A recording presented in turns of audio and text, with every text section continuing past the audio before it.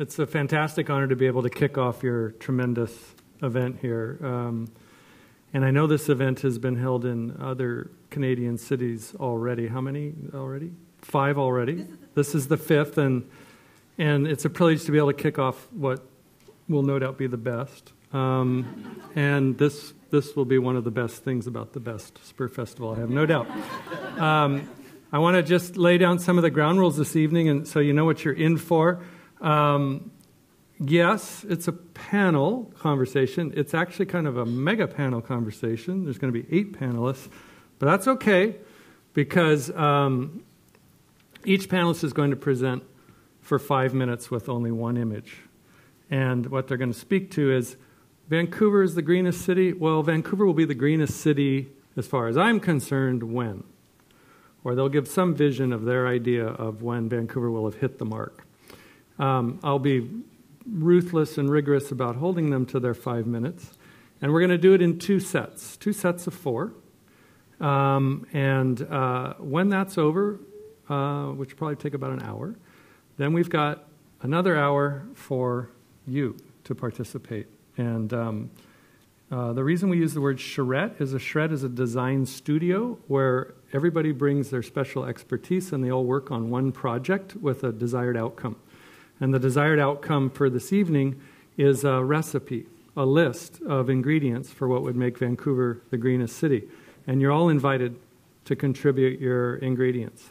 Emi Sasagawa, who's sitting here, is going to be typing those ingredients into her computer, and at a certain point they'll start to appear on the screen.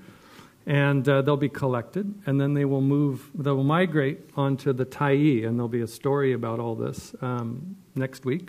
At some point early in the week. And if you have further ideas or somebody wasn't able to attend and you want to add those ideas, there's something called a comment section. And as long as you don't defame anybody or utter slurs and expletives, you can add your own ideas. So that's how the evening's going to go. I want to note that everybody who is handed a program on their way in that program is a card. And you have a couple choices this evening. We really invite you to write your idea for what would, your version of Vancouver's greenest city, a requirement, a must-have, a measure that you don't think is maybe spoken to enough. Write that on a card, and Janet Weber from SFU Public Square and her team will collect those cards and they'll come up. So that'll be one way that your ideas come up and start being talked about in the second hour. And also, we'll probably do this old-fashioned thing of letting people stand up and speak into a microphone, and I guess Janet will facilitate that too. She'll run that microphone around. So that's the second hour. Let's start off with the first. I'm gonna introduce people, and these are some really fascinating folks, and so hopefully their bios will not last longer than their presentations. I'll try to keep them fairly brief, but they've done a lot. What can I say? So I'm going to invite them up, and then I'll give you their background. Could we have up Michael Ableman, Charles Gauthier, Christine Mclaren, and Gordon Price? That's the first group. This is kind of like Iron Chef or something. I don't know. At the end, we will humiliate one and send them off. All right, so I'm just going to introduce I'm going to give you the background on all of them, and then they can all present their visions in rapid fire without interruption. Michael Ableman is co-founder of the Soul Food Street Farms project in Vancouver. You're probably driven by some of his projects. I know I've looked out onto one of your urban farms on the parking lot of the arena. From my office, I can see it. He's been farming organically since the 1970s and is considered among the pioneers of the international movement. Michael is the winner of multiple awards, including the Environmental Leadership Award from the Governor of the State of California and the Real Estate Foundation of British Columbia Land Awards. He's author of 3 books and founder of the Center for Urban Agriculture in California, and he's the director of the Center for Arts, Ecology, and Agriculture at his family home on Salt Spring. To his right, as you are looking, is Christine Mclaren. She's a freelance journalist who investigates solutions to urban problems. She has worked with media outlets such as the Globe and Mail, Monocle, and the Xinhua News Agency. She was the lead researcher for Happy City, a book about the emerging science of happiness and urban design. And she was the globe-hopping resident writer of the BMW Guggenheim Lab, a mobile urban think tank project of the Solomon R. Guggenheim Museum in New York, where she co-authored the project's interactive online glossary and book series, Participatory City, 100 Urban Trends. And then to her right is Charles Gauthier, and he's the president and the CEO of the Downtown Vancouver Business Improvement Association. And Charles has been steering the DVBIA with vision and a commitment to the future of downtown Vancouver for more than 20 years. He has been a recipient of Business in Vancouver's 40 Under 40 Achievement Award and the Downtown Vancouver Association's President's Award, in addition to other numerous awards, and he has a master's in city planning degree from the University of Manitoba. And then there's that guy next to him, Gordon Price. He's on these things all the time. Let's get Gordon. Gordon will do it. But that's because his resume is unimpeachable and irresistible. Gordon Price is the director of the city program at Simon Fraser University. And he throws a mean dinner party, so I feel like I can make fun of him a little bit because we're old friends. In 2002, he finished his 6th term as a city councillor in Vancouver, BC. And he also served on the board of Metro Vancouver and was appointed to the first board of TransLink. All these things were called different things back then, or are called something different now. Gordon writes a monthly column for Business in Vancouver on civic issues and leads tours of Vancouver, which are great. I'm here, I haven't been on one, and publishes his own blog, Price Tags. He's also won a Smartie, and that's a prize given by Smart Growth BC for his know-how on sustainable urban practices. So that's our first group of 4, and each of them are going to present their 5-minute blitzkrieg version of what it's going to take for Vancouver to be the greenest city. Michael, do you want to lead off? And you can do that here, or you can, yeah. Well, good evening. Thanks, Sadhu. That was good. Yeah, thank you. Well, I've been a full-time farmer since 1976, primarily on larger kind of production scale. But in 1987, when suburbia surrounded the farm that I was on in California, and it essentially became an island floating in a sea of tract homes and shopping centers, I started an organization which I called the Center for Urban Agriculture. Now, this was long before anyone was using the words urban and agriculture in the same sentence. I realized at that time that the majority of the world's people were now living in cities, that all their essential nourishment was being shipped in via virtually an armada of trains and trucks and ships, and that this was an incredibly precarious situation. And so we started production farms, not gardens, on entire abandoned city blocks in places like Watts in LA, which a neighborhood that in comparison makes the downtown east side look like Beverly Hills, which it seems to be becoming like a little bit more, but that was an add-on.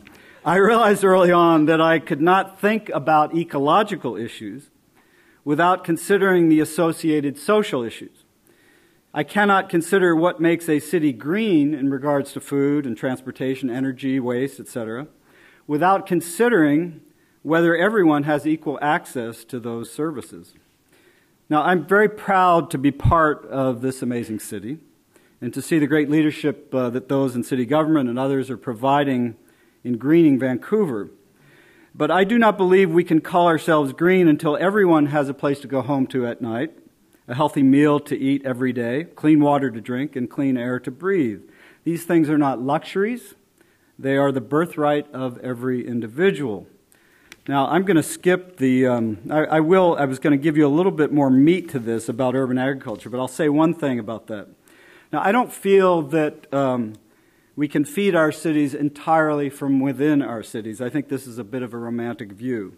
A more practical conversation around urban food security and its place in greening cities would consider the relationship, the proper relationship, between urban, peri-urban, and rural agriculture. What is appropriate to produce where? How do we share resources such as water and minerals? How do we begin to view the food system not in isolation, but in relation? And I'm going to skip ahead because I had some specific suggestions in regards to that, but I don't have time. It's going to be the 6 minutes. Okay. All right. I'll go for it. All right. Somebody else. Okay. So if we are serious about food and urban food production as a central piece of greening our city, we might do what the Cubans did. Establish publicly supported agricultural training centers in central and accessible locations and have teams of extension agents in numbers proportionate to the population devoted to urban food production working in our communities. The nutrient cycle that once tied farms with those they supplied has been seriously interrupted.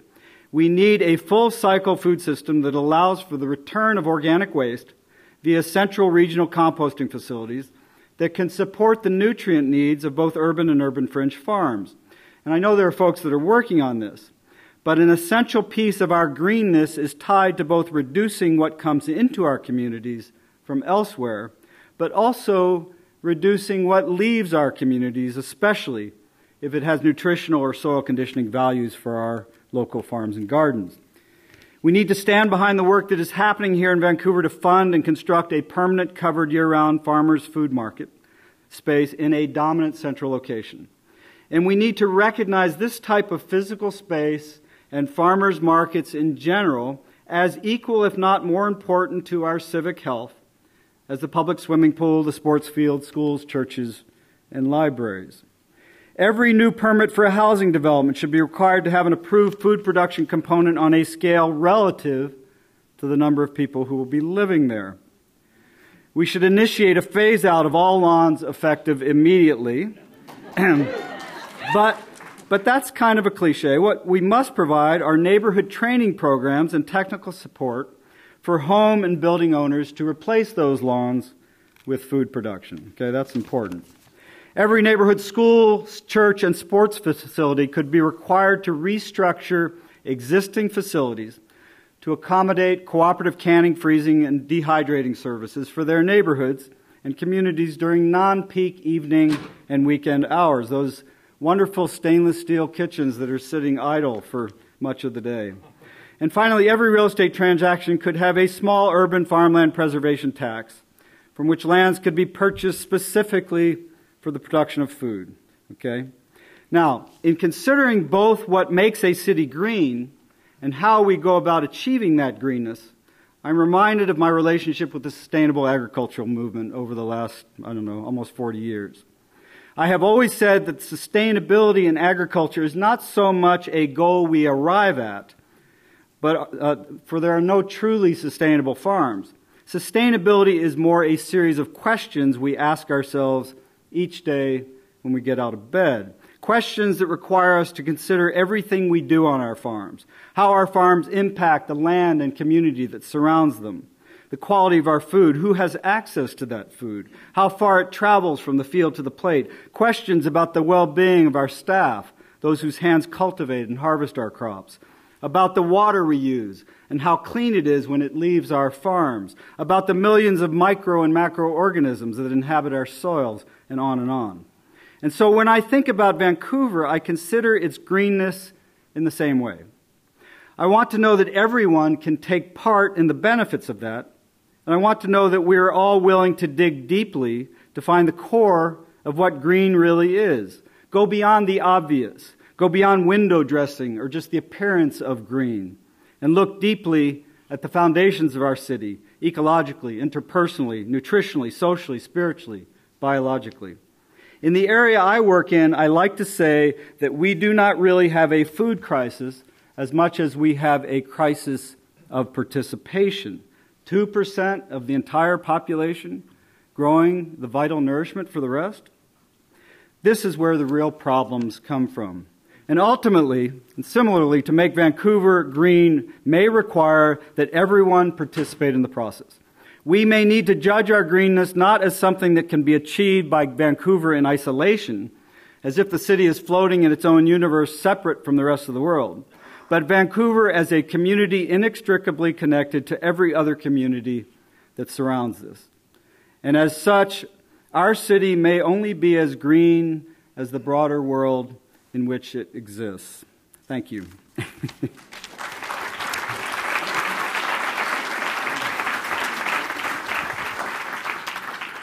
I'm glad I gave you that extra minute so we could learn about the Cuban experiment and also the fact that we won't be having lawns in Vancouver. I just want to say I'm on board. My lawn is all by itself converting itself into a garden as long as you like dandelion salad. But it's basically, okay, all right, well, anyway. It's just doing it all by itself. I don't have to, yeah. Christine Mclaren.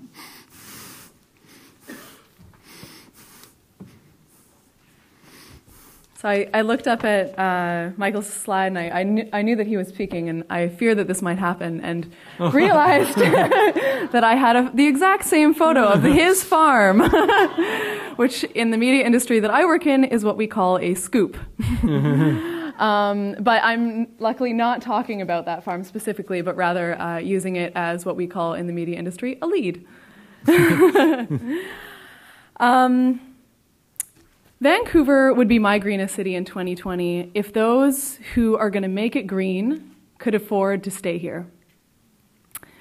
When Soul Food first took over the lot adjacent to the Georgia Street Viaduct, I was filled with this sort of bittersweet feeling, I realized. On the one hand, I was thrilled and excited to see a project like Soul Food taking such scale, taking enormous scale. Have you guys ever seen the scale of that project? It's like, wow. It, along with many other signs, told me that Vancouver's grassroots, creative green economy was really flourishing and that it was really taking root. And this image and many variations of it have sort of become the poster child for the poster of Vancouver's sort of green revolution. But I couldn't help but not really be able to shake the sort of poetic irony and unfortunate reality of the site's location. This amazing enterprise that was creating and providing green jobs for over, I think at the time it was over 20 people, I'm not sure where it's at now, was sitting on a site that would eventually, with very little doubt, eventually become dotted with condos that the people who were working on that farm would never have a shadow of a hope to live in. You might say, well, Soul Food is different. It's a program that was designed for people in the downtown east side. It gives training, all this type of thing. So it's a different type of project. But my point is, we want to create a city that invites creative, innovative, green enterprise to the city. And the city that we have and are currently designing is not one that makes true place for the people that will lead that movement. At minimum wage, or even far more than minimum wage, those people are increasingly not welcome in our city. Up until now, I think greenest city initiatives or not, Vancouver has done a remarkable job of fostering green startups. And it didn't necessarily come from the dedicated green technology hub or any other initiative. It came from a truly green spirit that exists in Vancouver that we've known for years. Things now like cargo bike delivery services, ice cream packed in reusable glass containers. Yes. Urban farming and local food production, innovation, car sharing, all of those services that make day-to-day life in the city genuinely greener. But our ability to retain those innovators and keep them doing the work that they're doing in the city, I think, is a much different story. Every Harvard Business Review article will tell you that diversity is a fundamental key to innovation. We need young and old, rich and poor, and people of all demographics to foster the type of creative synergy that leads to good innovation. And every year we see headlines about young people leaving Vancouver in droves, either for the suburbs or for other cities altogether, because they can't afford to stay here in a way that allows them to live a good life and set roots. Whether it's permanently renting or owning, the average household income required to even qualify to buy in Vancouver is well over $100,000 if you can afford to save for the down payment. Renting is a similar burden, and it's only getting worse as 50% of our rental units are actually in other people's homes, secondary suites that are primarily owned by single homeowners. And as those homes now sell for 4 times the prices that they were originally going for, those rents are now coming up and reaching similar sky-high prices as the market that we're purchasing in. If our VPD officers can't afford to live in the city, as the province pointed out many times, over 18% of them only live here in the city, and our professors at UBC can't afford to live at UBC, I have a professor friend at UBC who's married to a doctor that recently told me that even with the subsidies the university gives them, they still can't afford to live near the campus. How do we possibly expect the type of young, creative, innovative entrepreneurs who need to take risks and work with low profit margins to thrive in a city and stay a while? I saw in the Greenest City report that the vast majority of the green jobs that are created as part of the Greenest City initiative have been in local food production. I don't know about you, Michael, perhaps you could give me statistics on this. I don't know a lot of farmers that make over $100,000. We can talk about that later, maybe over drinks. I could be wrong. What you're growing. Right. Anyway, my point is, in Vancouver and in cities around the world, we talk a lot about problems of affordability, and we talk a lot about our will to create a green and sustainable city. But very rarely do we talk about the interconnection between those two. We've succeeded in creating a place where you can live, like I say, on a day-to-day basis, a vastly greener lifestyle than most other places in the world, and that is an incredible feat. But you can only do that as long as you can afford it. And I would argue, wouldn't one of the best things that we could do for the world of sustainability be to let more people live that lifestyle? Can I finish? I think he had 6 minutes. Was that 5 or 6? 7? Dave used to be my boss. But he's not anymore, so I'm just going to go. I'm sorry, I'll go really quick. It's 2 more paragraphs. You did used to have a problem with the length of my leads, it's true. Anyways, when we're talking about our greenest city, are we going to calculate the added carbon footprints of those who used to live there but were forced to leave when they had a family to live further elsewhere in the region that's still predominantly car-oriented? When we're tallying our green economy, are we going to include a line item for jobs and talent lost because startups and innovators and green entrepreneurs couldn't afford a decent life here and chose not to relocate? Or those who left because they outgrew their basement suite rentals? I would argue it's time to do so. One of the key goals in Vancouver's Greenest Action Plan is to secure Vancouver's international reputation as a mecca of green enterprise. And my question is, are we creating a green mecca, or are we creating a gated community for the green elite where sustainable living is a luxury good? In the Greenest City Plan starts by saying it's up to everyone to do their part, and I would say it's up to us to create the city that allows them to do so. If we want to attract and retain the types of people who are going to bring the type of creative entrepreneurial spirit that the city needs to become a genuine hub for green innovation, we need to make room for them, and preferably room that's not in a $1,400 basement suite. Sorry, Dave.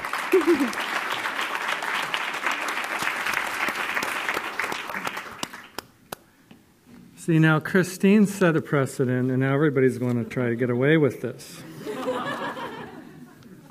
She's so charming, she gets away with a lot of things. But I am going to try to keep people to 5 or 6. I'm sorry. That's fine. Charles, your turn. I timed my speech. Okay, nice. Might be a little bit under. I'm humbled to be on this panel. Lots of expertise and knowledge in the issue of sustainability and green. Not my expertise, I'll be the first to admit. But my expectations of what the city looks like in 7 years are focused on 3 things. Increased density along public transit routes. The commercial sector matches or exceeds how residential sector manages waste. And Vancouver has a transit score known as a rider's paradise. So I'll focus on those 3. Increased density along public transit routes. That transformation is well underway. In my travels throughout the city, I see it happening. The southern end of Granville Street, you're starting to see the development of mixed use, higher density from 45th to 70th. The West Bank development at 70th and Granville Street is a remarkable development from my perspective, with the new Safeway, the residential towers under construction, and the townhomes, and that's my neighborhood of Marpole. And then Cambie near Oak Ridge and at Marine Drive, again, there's a transformation underway in terms of increased density along public transit routes. And then eventually, with the new Marpole Community Plan now in place, Oak Street will also see further density added to it, as well as other parts in that particular neighborhood. There's an expectation that there'll be a growth of the population by 52% in Marpole over the next 30 years if the plan goes according to the plan. The second item is the commercial sector matches or exceeds how the residential sector manages waste. As we know, there's been great strides in the residential sector regarding dealing with food waste and recycling. And in the commercial sector, the successes are largely confined to Class A buildings owned and managed by large companies such as Cadillac Fairview, Great West Life, and Bentall Kennedy. These companies are leaders. They provide their respective tenants with the tools to divert most everything from landfills. A good example is Whole Foods. You know, it's pretty clear how you can dispose of your waste when you dispose of it in their store. For office tenants in Class B and C buildings, and we're in one of those buildings, they have some elements of a recycling program, but not the total package. Sadly, this spotty, sloppy environmental stewardship then extends to the back lanes of our commercial districts in the city where dumpsters are still used to dispose of waste. A number of years ago, we were involved in what we call the dumpster-free initiative, wanting to get those dumpsters out of the back lanes, off city property, and replacing them with totes very similar to what you see in the residential sectors. Unfortunately, we had to put that initiative on hold because we had a lack of support, and it also ranged to hostility from waste haulers who didn't want to change the way they did their business. That's going to change, though, in 2015 with the Metro Vancouver ban on organics and food waste. And I believe that will be the impetus for waste haulers to come to terms with this pending new reality and replace dumpsters with totes. And imagine if this occurred, the back lanes could be newly discovered public spaces to host events. Rather than garbage overflowing in back lanes, retail outlets and restaurants may spill out as they have in places like Post Alley in downtown Seattle. And then my last point, Vancouver has a transit score known as a rider's paradise, a world-class public transportation system. And just by a show of hands, how many are familiar with walk score and transit score and bike score? Okay, so there's quite a few. If you're not familiar with it, you can Google it. But according to Walk Score, Vancouver is ranked as Canada's most walkable city. We have a walk score of 78, and it actually ranks fourth as one of the most walkable cities in North America, behind New York at 88, San Francisco at 84, and Boston at 80. Interesting, these same American cities have a transit score in the same order of 81, 80, and 75. Unfortunately, Vancouver's transit score is 74, deemed excellent, convenient for most trips. But it ranks third amongst Canadian cities behind Toronto at 78 and Montreal at 77. So bold moves, from my perspective, are needed throughout the region. Better transit, for example, along the Broadway corridor, whether that's light rapid transit or a subway, it's yet to be debated. We also need to make a number of big investments in our bus network to provide more reliable service. And we need to move forward on other active transportation fronts, the bike share program. And I know I might surprise some by saying this, yes, a greenway on the Granville Street Bridge.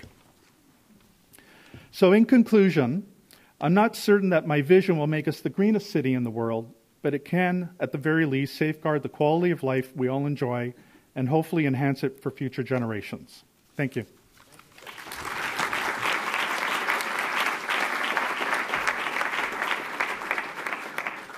I think it's interesting that Michael was describing how waste materials are being wasted, that they could be, if they were handled better, they could be recycled back into providing fertile compost.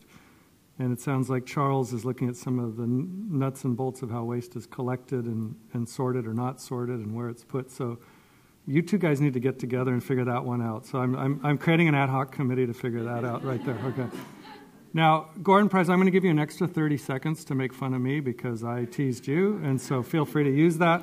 And come on up and give us your vision. Yeah, or do it from there. Good evening. Hear me? Yeah. 7 years. That's the term loan for a bank loan. If you've got a car, it's going to last longer than that. It's tomorrow. It's going to be shaped by the forces that already exist. What we're doing now is certainly going to determine, to a great degree, where we will be in 2021 and in no more than a year and 1 month. There will be a decision that will determine one scenario or another. Just as, back then, a vision established by the Lower Mainland Regional Planning Board, a guy named Jim Wilson, cities in a sea of green, determined basically the shape of this region and its direction. Now, what he meant by that was that if this region, they didn't use the word sustainable, but was going to achieve that, it would have to recognize its natural boundaries. But in addition, if it chose, it's very subtly worded there, if it chose, it should save the floodplain. This was a consequence of the Great Flood of 1948. That's what they were thinking. And agricultural land, and the flyway, watershed, wildlife, park. If you could create a compact region surrounded by this sea of green, then inside it, you'd have to build what they called complete communities in subsequent regional plans. And that meant all the things that we're kind of used to. Mixed use, density, and critically, it would be joined by rapid transit. Now the thing is, that's very familiar because it's what we've done. You can argue the degree, but nobody ever achieves the greenest or the most sustainable. It sets its direction, and we did. And to a great extent, that vision is a legacy of the previous generations who, through their decisions, have passed it to us. So will, by 2021, we consider ourselves to be green? Well, maybe not, in this sense, depending on how you define green. Bob Rennie, Condo King, last week at the UDI address, said, look, of all the preferences of my clients, the people who buy, green, 46. I mean, hardly on the list. And you know, that I can understand because that kind of green, that's not a trend, that's trendiness. It's the sustainability equivalent of granite countertops. It's the affectations of people who can afford it. But number one, of course, was price. Number two, always location. Number three was transit. And whether you were talking residential or commercial, the understanding of how significant that has been, how important it is, how shaping it has been, is reflected in what people do and buy and live. And I'd argue that's far more important about what you call green than much of what we have put on our lists of what we want to achieve. So the question in my mind is, over this next 7 years, will we in fact continue the kind of trends that were established that weren't trendy? They were the basis of how we build and our land use decisions and all of the stuff that goes into making place and city. Well, we're going to decide. Because sometime before June 15th or on that date, there will be a vote. Now, it's about a transit referendum, but it's going to be a lot more than transit. It's going to be fundamental about who we are. So let me give you two scenarios. One, we vote no. Now, no one will vote because they don't want more transit. There will be a bunch of reasons they will give for why they made that decision, but the result will be, and the message to the rest of the province and the country will be that one of the greenest places voted no on transit. And so by default, they're going to continue to build around the car. They will take the wealth that they are getting from the sale of their resource base, fossil fuels. If you can dig it up and get it in a pipe or to a port, we'll sell it to the world so that they can burn it. Liquid natural gas for sure. Bitumen maybe. Oil, of course. And coal. Why? We'll expand a coal port on that river, on those lands that we'd put aside. And then we'll take the wealth of that to build infrastructure on a scale that has rarely been seen before. 8-lane bridges across the Fraser So because transportation always about land use, we can open up land below sea level. That's how little we care and how confident that we are that things like, well, climate change are either irrelevant or can be overcome through wealth and technology. That's who we are. And this little green oasis, if it's pretentious enough to consider it that, well, clearly that's not who those people are. That's the message we will send to this next generation. Go take out those term loans for cars, because you're not getting transit. That's kind of bleak, isn't it? But that's only scenario one. Scenario two is that it passes. And we say we are prepared to tax ourselves for that vision, to build transit on a scale that we have not done before. It will be some kind of rapid transit in Surrey, a Broadway corridor, beelines, maybe a gondola up to Simon Fraser, and something for everyone, and a big bill to pay for it. And we will do that because that legacy and what we've built, we are passing on to you. And we expect you to take this place that we've tried to make better with the confidence that previous generations have done it, and so can you. So that's how dramatic this decision is going to be. It is historic. It may be more important than the freeway fight. It is region-wide, and it will be a message to the world. And everything else that we talk about with respect to being green is not just secondary. It's hardly worth considering, depending on the outcome of that vote. Thanks.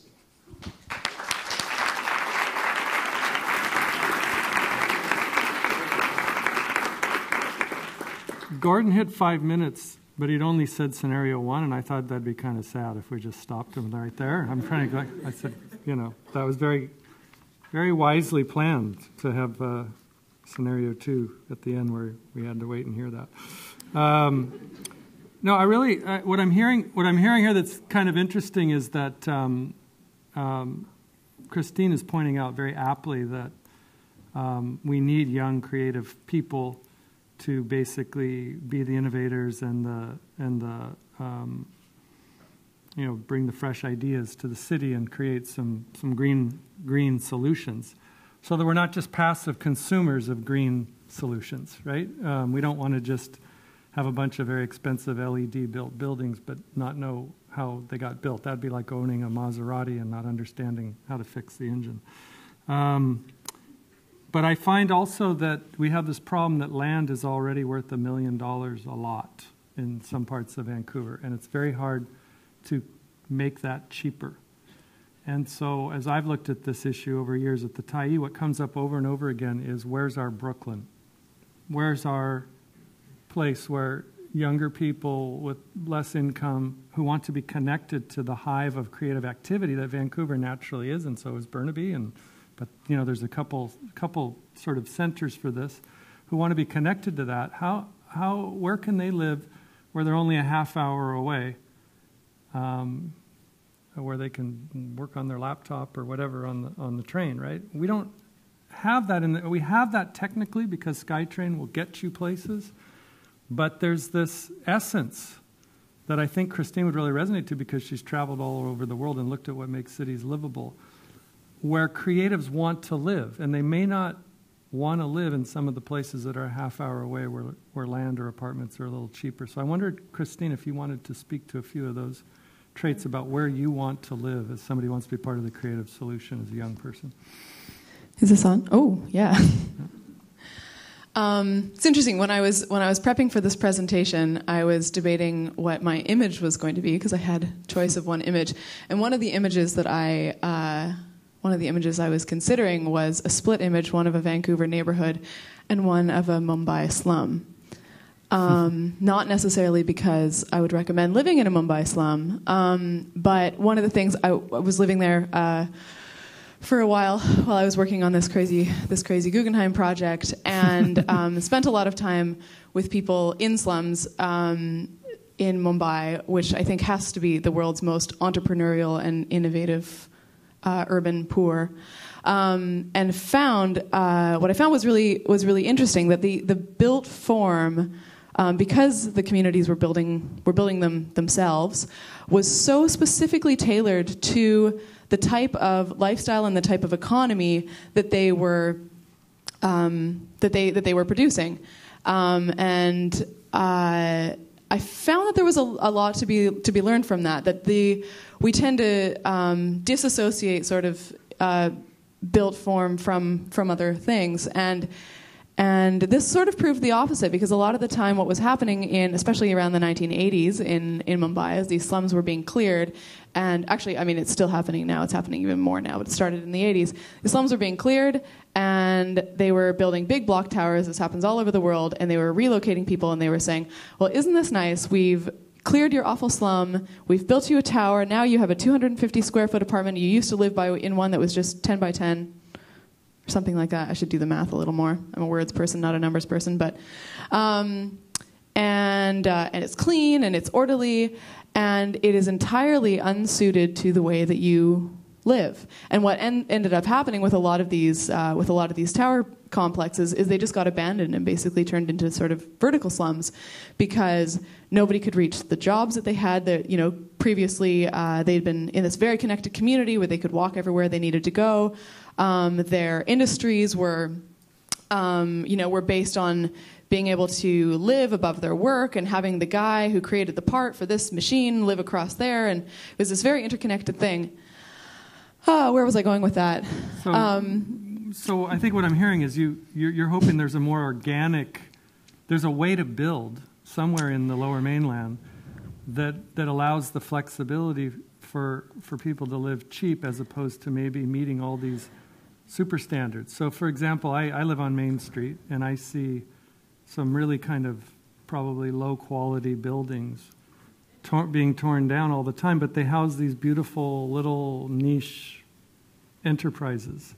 And what replaces them are these buildings that are built to the latest specs, and the enterprises can't inhabit those. And so I think, is that what I'm hearing? Is that somewhere in the Lower Mainland there needs to be kind of a more organic place where the built form can be a little looser and more accommodating of eccentricity, huh? Yeah, and accommodating to a variety of different people. I mean, Mumbai is a city where land value is worth more than it is in Manhattan. It's far more expensive, actually, than it is in Vancouver.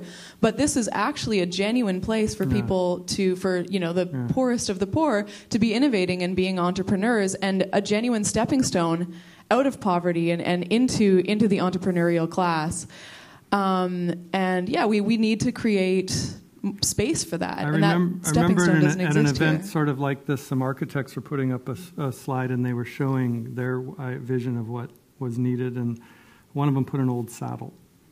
And he said, we need buildings that the older they get, the better they wear in. Yeah. We got to stop buying new saddles every 2 years, right? And I think that's kind of what I hear. And what I hear from Gordon is a vote for public transit is in some ways a vote for the kind of egalitarian world you're looking for, Christine, because it would be the whole Lower Mainland saying you can live in an inexpensive apartment in Coquitlam and you can be downtown in a half hour. You don't have to be cut out. You don't have to be cut off. But you need to have that. You need to have that mass transit. Did you want to say more to that? Or why are you going downtown? Yeah, exactly. Then you can start to build the Brooklyns, right? If I were a young artist today, I'd be looking for a strip mall in Surrey. Yeah. I'd be looking for a real cheap place. And I would be thinking, coming from my cultural roots, which is more likely to be Newton than it is to be Kitsilano, that would really fit. Yeah. And as I watch those neighborhoods evolve from the cheap construction of the day with big lots, transforming themselves into de facto multiple family units with the kind of innovation you're talking about. Go to old office parks in Newton and see how they're used by the South Asian community. Yeah, it's all happening. Michael, now, it has to be connected. You're exactly right. It has to be connected to the rest of the region. Michael, what do you see when have you been to Surrey lately, or the suburban outskirts of Vancouver? I mean, are you like intensely urban in your focus of farming, or do you start looking at some of these places where there's... Well, in truth, I divide my time between here and our family farm, which is on one of the Gulf Islands. Right. So kind of a schizophrenic life. But, I have to say, I've been living in this country for 13 years. I came from the States. And I am fascinated by... and I don't entirely understand it. I assumed that the development and the evolution of cities and towns in Canada was based on resource extraction, because it feels like that. And I don't really know whether that's true. But what's fascinating is to see, so where do you take that, because it's true. That's... But are the suburbs potentially our new green belt? I mean, you're looking for places to farm and stainless steel kitchens to commandeer during the day. I mean, isn't there a lot of that out in Langley? I mean, I don't know, or in... I mean, personally, I feel that the future of our food system is entirely dependent on each individual taking some level of responsibility in the process. And I think that while I don't expect that people are going to grow their entire diet on their front and back lawn, I do think that there is certainly an enormous possibility for that, and for that to resolve the fundamental problem of 2% of the population trying to do it for the rest. My daughter's 18, and I was saying, if you could go anywhere right now, where would you want to go? And she said Detroit. Why? Has she been there? No, but Detroit is a very charismatic place right now because it's in this kind of, I don't know if it's reinventing itself or it's just decaying in an interesting way, but it's creating all this space in this room, this cheap, empty land and what have you. Yeah. Well, Detroit is like Cuba. Detroit has collapsed. In fact, it is a city that has declared bankruptcy. Yeah. The Cubans overnight lost their supply of seeds and foodstuffs and agricultural supplies from the former Soviet Union, and they too collapsed. And the results of that collapse takes us out of our comfort zone and forces us to touch in on the incredible resourcefulness that we as humans have under duress. We're too comfortable. Yeah. And those kinds of kind of fundamental structural changes won't happen until we get uncomfortable, in my view. Let me ask. I'm not encouraging that. I don't want to see that happen. But Charles, I want to ask you a quick question. Then I'm going to get the next panel up. But Charles, I remember reading a report back in '92 or something, and it was written about. I can't even remember who authored it, but it positioned Vancouver as the executive city. And it was an interesting phrase. It was going to be, I guess executives were going to live here, but it also was going to act as the executor of the region. And so I would think the downtown is sort of the most executive of the executive city. I'm asking, in a greenest city, what is the downtown for? Like, what is it the executive for? What does it execute? I didn't read that report, and I think I'll have to dig it out and see what it's all about. I mean, our members are not the large companies that a lot of people anticipate. I mean, we have a lot of small businesses. They employ, primarily less than 20 employees. We're not a headquarters city. We're a city of entrepreneurs, and that phrase has been used frequently by the mayor in presentations that he's made to business groups. So I think that's what we have to focus on, is that we are a place where people come here to start businesses, to launch businesses, or they're here and they're launching businesses, and I think we have to put the emphasis on that. So I couldn't really comment more about that 1992 report, but you've intrigued me. No, I don't mean that, but I just sort of meant nowadays, what is a downtown for? I mean, if I mean, what is its purpose? Go ahead, Gord. I'm guessing. In this scenario. That maybe the biggest employer by category and maybe one of the largest users of floor space. Yeah. Education. And not just SFU. Yeah. BCIT and VCC and the Vancouver Film School and all these English as a second language colleges and arguably even things like the Convention Center. I mean, it is basically people coming here to exchange ideas and to learn. Full of young creatives who then Christine hopes can remain here. I'm going to just so everybody gets a chance to speak tonight, including the audience. I'm going to do this late night talk show style. You now all have to move down to the end of the seats. And I get to kibitz with the movie stars who are about to come out. All right. So, if we could have Geoff Dembicki, Sadhu Johnston, Mitra Mansour, and Christianne Wilhelmson. And let's see what order we got everybody in. Okay, so we've got Christianne here to my immediate right as you're looking. Christianne's been the executive director of the Georgia Strait Alliance since 2010 after spending 6 years as the organization's Clean Air and Water Program Coordinator. A former freelance writer, she leads the Georgia Strait Alliance's government and media relations efforts. Formed in 1990, the Georgia Strait Alliance is the only conservation group working to protect and restore the marine environment and promote the sustainability of Georgia Strait. Its adjoining waters and communities, the place where 75% of British Columbians live, work, and play. Next to her is Sadhu, and he is Vancouver's deputy city manager.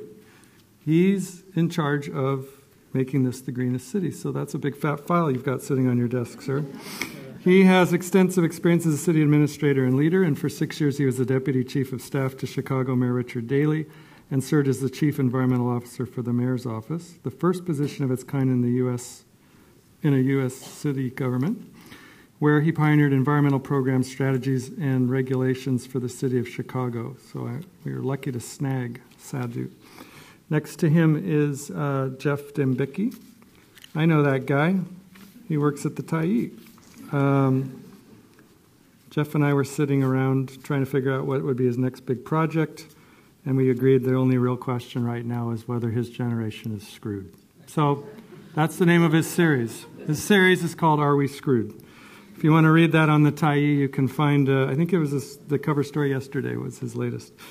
Geoff is a staff reporter for the Tyee, and he's on a quest to answer that question, are we screwed? In dispatches from Vancouver to San Francisco to New York, he's prospected for hope among philosophizing homesteaders, seafaring libertarians, globe-trotting futurists, sustainability savants, world leaders, Wall Street executives, nature-mimicking designers.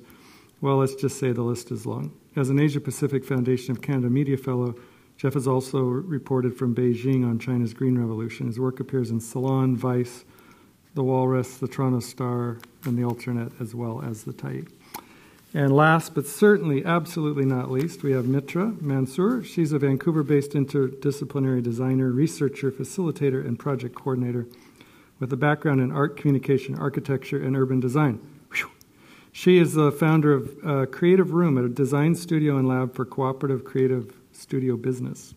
She's also a steering committee member of the Vancouver Design Nerds. I want to go to a Vancouver Design Nerd meeting.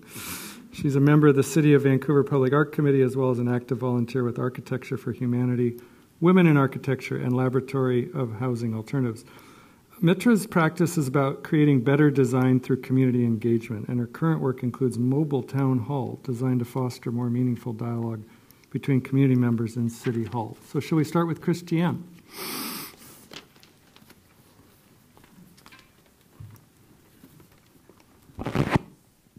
Raise it up a bit so you can all hear me. I'm just waiting for my picture to come up. There we go. This might be a bit of an unusual picture when we're talking about our vision for the future, but I actually want to talk about doing things a little differently and changing the perspective on what we talk about when we talk about the greenest city. As someone representing what is qualified as a marine conservation organization, I guess I want us to start thinking about the greenest city as tinged in blue. When you think about Vancouver, think about any tourism brochure you've ever read or picture or even the narrative, the stories we tell, the language we use about Vancouver. We talk about the water. We talk about the ocean. We talk about the river, the Fraser River. We talk about our waterfronts. So if we want a vision of our greenest city, we have to have, and we need to develop a vision for what we want our waterfronts to look like, because our city does not end at the end of the land, and our impact on the world we live in, the natural world, and our communities does not end at the water's edge. So what is the waterfront for each and every one of us? For some of us, it's beaches, but for others, and I think that's a common one, beaches, English Bay, seawall. But for many more of us living here, it's marinas, it's the port, it's log booms along the Fraser River, it's fishing. There is a great deal of activity and different visions for what our waterfront is used for and what it needs to be if we're going to be a vibrant community. There is great diversity in our waterfronts, and we need to start acknowledging that, understanding it, being more connected to it, and rebalancing it in our narrative and in our visioning for what we want our future to look like. Now, our vision for the waterfront, when it comes from our perspective, of course, is access to nature and healthy ecosystems. But it's also about the working waterfront, and we have to start talking about what are the economic drivers on our waterfront that can be sustainable. Vancouver is a port city. We are a maritime city. That is part of our historical narrative. So how do we continue to have a port industry that is imbalanced with our social needs, our community needs, but also our ecological needs, where one does not... we need a balanced three-legged stool, and not to have always our economic drivers sacrifice our environmental viability. So this picture here, which is a little bit unusual, and I have to acknowledge was taken not from Vancouver, this is actually McKay Creek in North Vancouver. So you want a green city, you also have to have healthy creeks and streams. And McKay Creek has been restored, and on the right side you can see the restorations kind of happen, and on the left it hasn't. It's underway. It's kind of messy and not it's going to take some time, but it's started, and that's amazing, and that's what we need to have in a green city. We need to have healthy streams. But you'll see in the background we have a city and we have a port.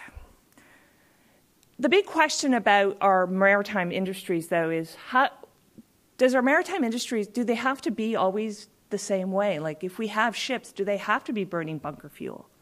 Can we not start attracting green industry and helping and working with our marine industries to green their practices? And of course, when we talk about the port, we also have to really have some complex and hard conversations about what comes through our ports. And for us, a green city does not include a city that transports diluted bitumen through our terminals and through our waters and affect and threaten our waterfronts. And what else goes through our ports? What other products are we allowed? Uranium goes through our ports. Is that part of a green city? To have waterfronts that could be damaged by what else goes through the waterfront, the economic drivers of a port in that way? We need to start having those bigger conversations. And a lot of the work the Georgia Strait Alliance is doing right now is around trying to facilitate and foster those conversations. We seem to want to try to build a new world using the same framework we always have. And that just seems like something that's perhaps not the best way to go about it. If we want to build a vision for Vancouver's waterfront, we want to set measurable objectives and work together to make them real, not so that our vision is something that lives on a shelf and gets dusty, but actually is real and living and something that we make happen. We need to break down the old framework, rebuild a new one, and start having different conversations with new partners that we may not always be comfortable talking with. We're starting to have those conversations with some people who, we're not used to having conversations with, but they're so necessary. The old paradigms have to stop. Just because we don't always agree on things doesn't mean we can't find something to agree on that will help us build a healthy waterfront and a vision for our region. The waterfront initiative that we've launched is using the collective impact model. So really, it's about creating one table where all of us can sit with one vote. We need to be able to talk to each other on an ongoing basis, whether it's the architect, the urban planners, whether it's Port Metro Vancouver, the city, the industry, the shipping industry, and all other maritime industries. We have to be around the table. We have to have these conversations. They're going to be hard, and we can't not do things because they're difficult. That's often the excuse that seems to be stopping us from having these conversations. So we're trying to create a table that people can sit at where we can create a vision for our waterfronts that will be in line with making us not only the greenest city in the world, but the bluest city as well. Thank you.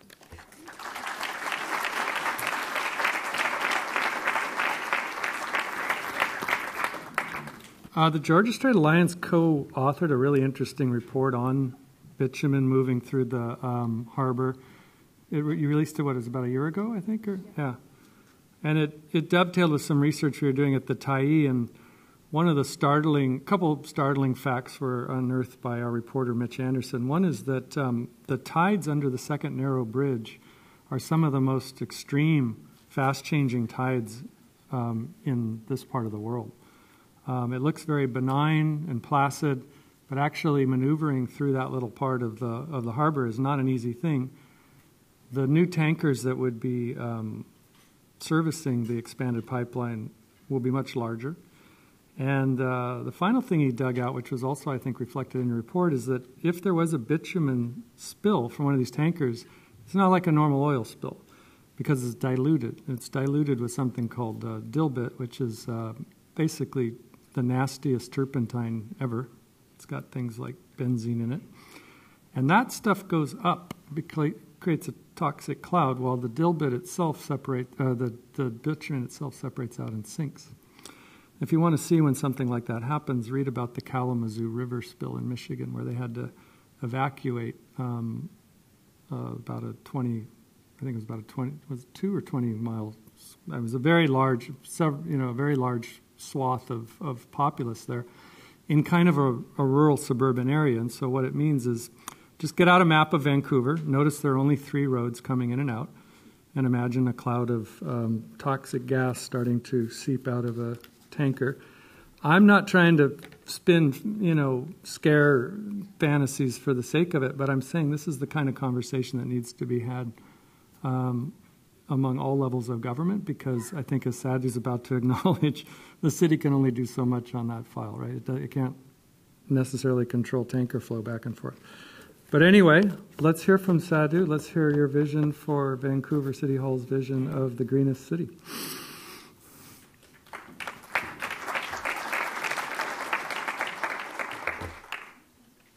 Thank you so much. And as you mentioned, this is kind of what I do for a living. So I spend most of my days asking this question: what does a green city look like? And I've decided that a green city, we'll know we're a green city when we figure out how to plant plants like this instead of laying concrete down. But in all seriousness, what I want to talk about is something that actually we probably won't see by 2020 when we're talking about a green city, but it's carbon and our carbon emissions and global climate change. We know that, we all know, whether it's deep inside us or in our minds, that we are really struggling as a society with carbon issues and our addiction to fossil fuels. And we know we need to break that addiction. We don't know how. It's scary. There's a lot of entrenched positions on this issue. So what we're trying to do as a city is to really lead the world in reducing our carbon emissions and to demonstrate that cities can lead. Globally, 75% of carbon emissions are produced in or by cities. We are critical to this issue. In Vancouver, since 1990, we've grown our population about 27%, and we've reduced our carbon emissions by about 5%. We've grown our jobs 18% while we've achieved those carbon reductions. We can do this, and we're considered one of the most livable cities in the world. So Vancouver is leading the charge in many ways, and it's in many cases it's not the visible stuff that you see on the screen. It's the things that we can do in our own lives, in our operations, in the way that we run our city. And we have done a lot, but we've got a lot more to do in the next 7 years. You've heard many of the things that we need to do, or that we are doing already: reducing waste and growing food.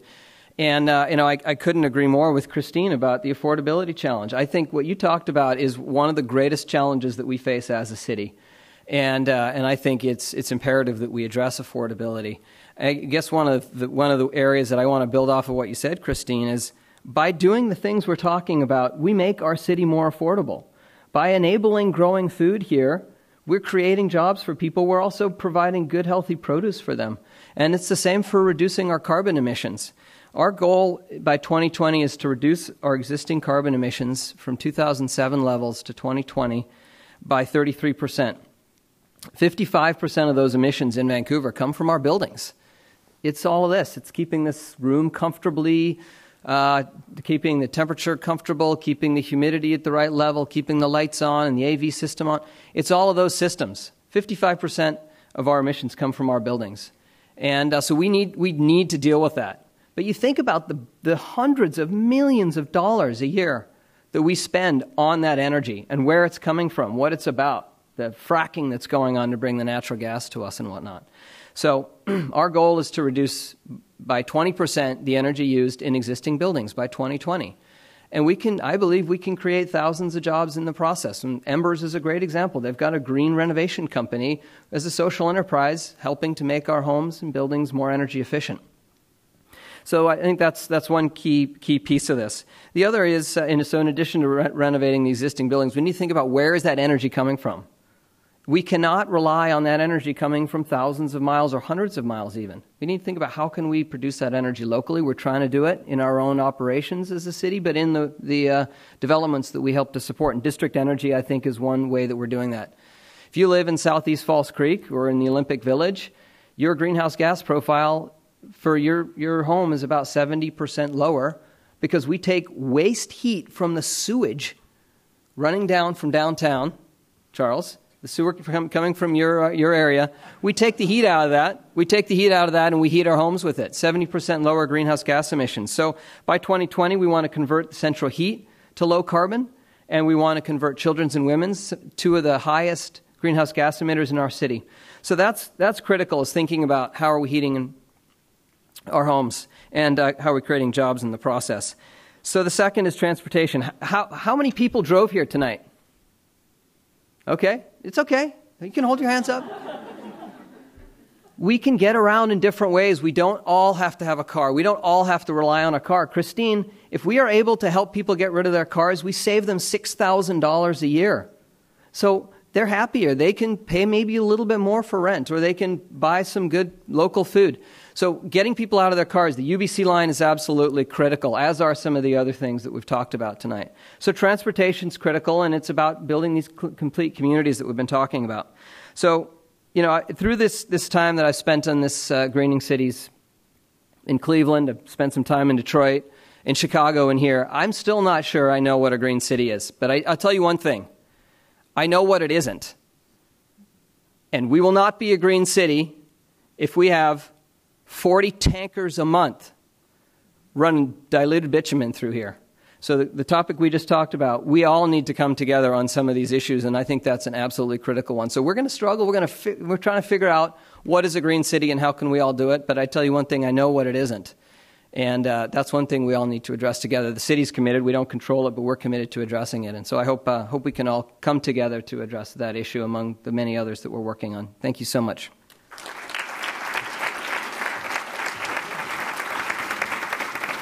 That's great.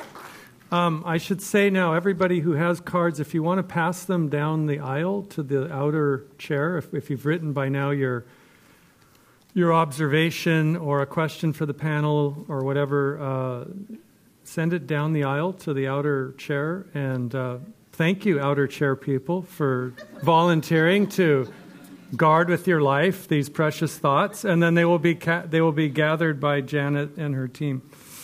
Geoff Dembicki.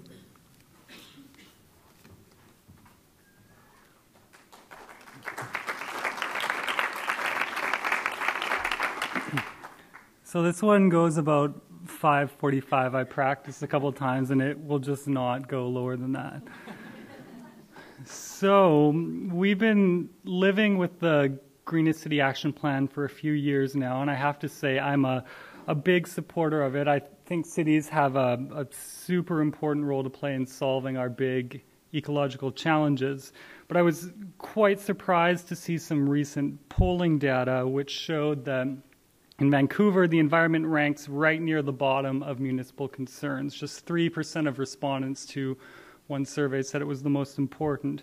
And how do you explain that, given all we've heard about the greenest city, all the publicity? And so I'm going to hazard an extremely unscientific guess. In creating the greenest city, what City Hall is really trying to do is create the blueprint for a new society. And people will accept that blueprint only if it contains values consistent with their own. And as we know, the values of any big societal shift are communicated through symbols.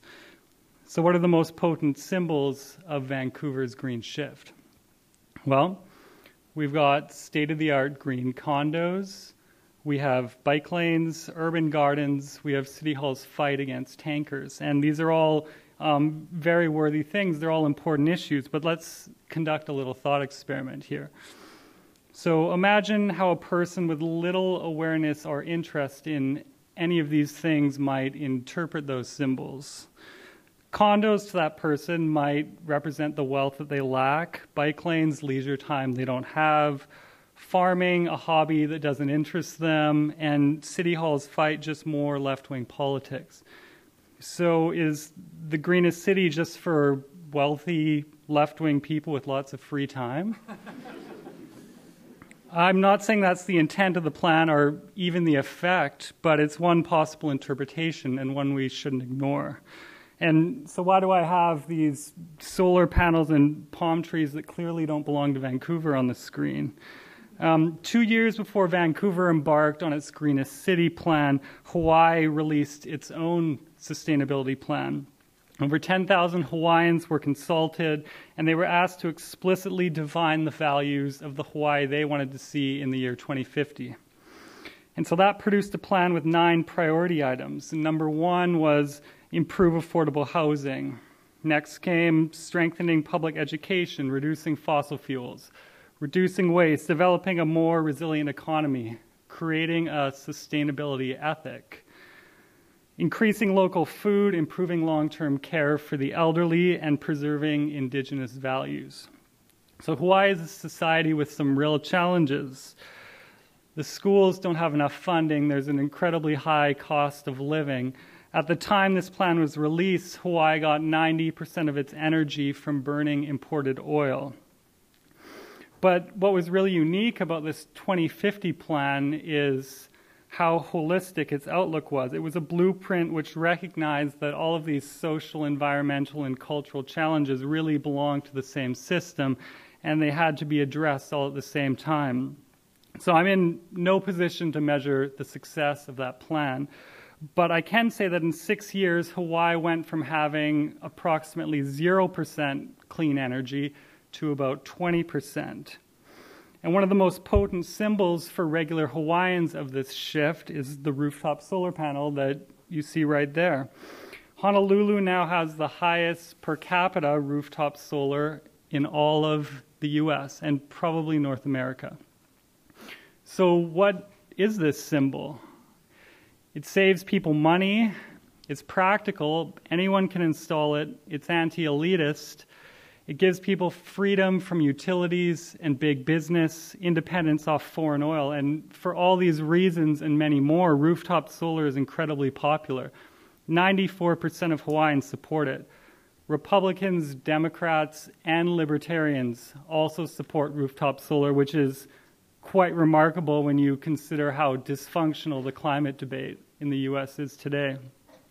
Hawaii's school district this spring announced it'll be integrating sustainability into the curriculum and using rooftop solar panels on schools as living laboratories for school children. And so I think why you're seeing all this enthusiasm is, number one, the economics make sense. Sustainability and particularly clean energy save Hawaiians money. But Hawaiians have also thought long and hard about the values that should be upheld in their 2050 society. They see sustainability as something more than a wealthy luxury or a leisure activity. It reflects their broader hopes for the future. And so for me, Vancouver will become the greenest city when it achieves a similar value shift. And people see sustainability as something bigger than, say, a condo that can reduce emissions. They see it as a necessary pathway towards a more just and equitable society. Thank you.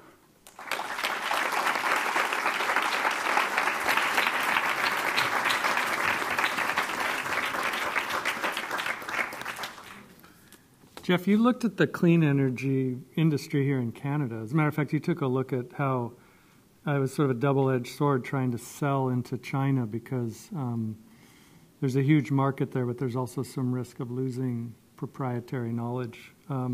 Anyway, so you've just identified this product that's being used in Honolulu. Where is Vancouver and British Columbia in terms of being a world exporter of, if not solar panels, at least sort of clean tech knowledge and innovation? For example, do our microphones work very well here in British Columbia? Because that would be a sign that we're really on the cutting edge. Yeah. Yeah. I don't even know. Oh, here we go. Well, actually, what I found is that Vancouver and BC in general is quite a thriving clean technology industry, and the mayor has pointed that out many times, and I'm actually quite surprised that more people aren't aware of it. I think several years ago there was a study which concluded the industry is worth somewhere between $2 to $3 billion. I mean, that's gigantic. The industry within where? Not the province or the world or the... BC alone. BC, okay. Yeah. And I think part of the reason that this industry doesn't have the awareness or get some of the credit it deserves is because it's really made up of a whole bunch of small to medium-sized companies. And there's no sort of larger... there's no sort of larger company that can speak for that industry, and so we're left with a whole bunch of disparate voices that are all trying to fix society in a bunch of different ways. But definitely Vancouver and British Columbia is a leader, at least in Canada, on a lot of this stuff. Great. Well, it looks like Mitra Mansour has a sector that she can organize into one of her creative business collaborative labs. So why don't you come up and finish off our presentations.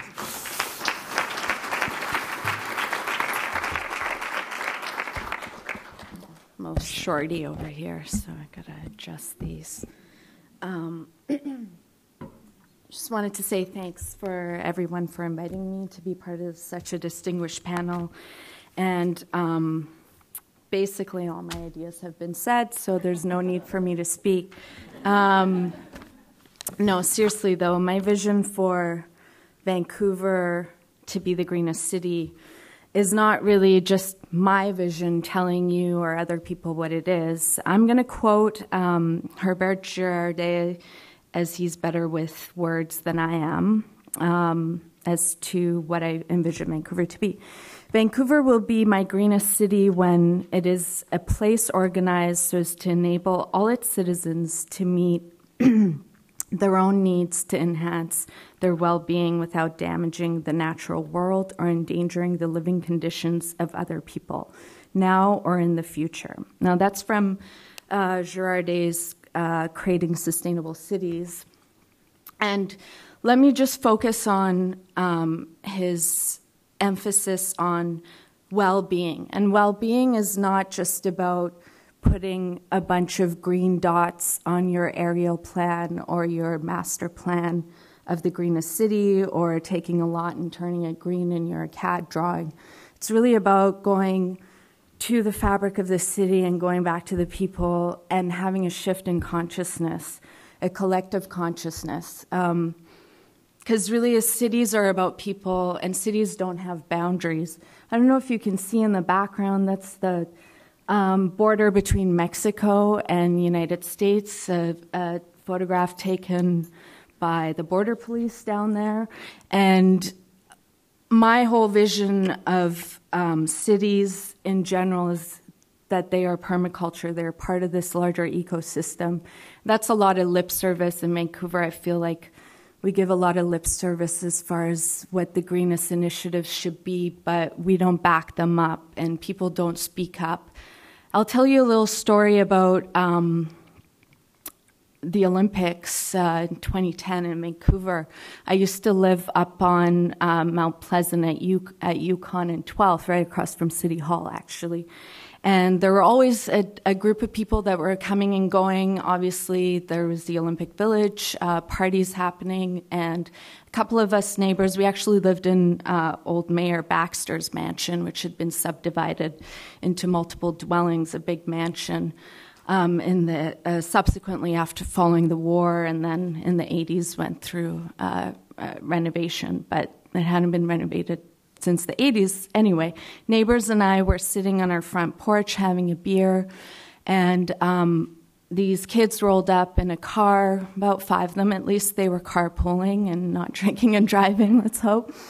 And 2 males got out and 2 of the females got out. 2 of the males proceeded to urinate in our backyard, which was part of our front yard, actually, the way the property is set up. And the girls threw their McDonald's garbage into our garden, which we had been trying to turn into an urban garden, or urban food garden.